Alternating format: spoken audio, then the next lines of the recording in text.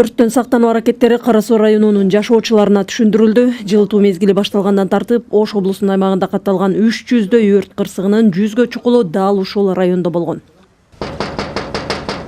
Кырсык көбүнчө өрт коопсуздук эрежелерин сактабаган учурда келип чыгат. Маани бербеген менен эң жөнөкөй эске алынбаган жагдайлар чоң кырсыкты алып келген учурлар катталып жүрөт.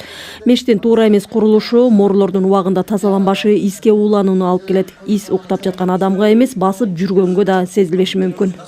Ана мына токторуңуз карасаңыз ачык да.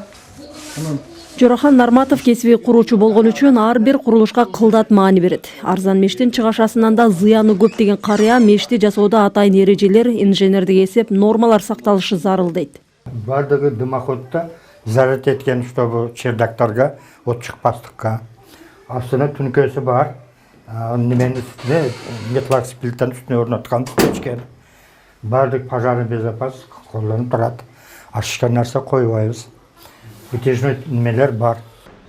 Маселени жаратпоо жеке эле өрт өчүрүү кызматкерлеринин көз каранды эмес, жергиликтүү өз алтынча башкаруу органдарынын да колдоосу зарыл.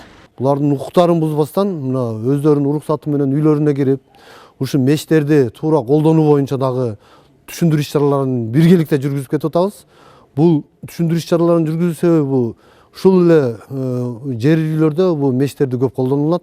Ушу мештер көп колдонулган учурларда ушу өрттүн алдын алуу, баягы кырсыктарды алдын алуу боюнча тобокелдиктерди сактоо боюнча дагы ушул нерселерди туура түшүндүрүп, иш-чараны жүргүзүп атабыз.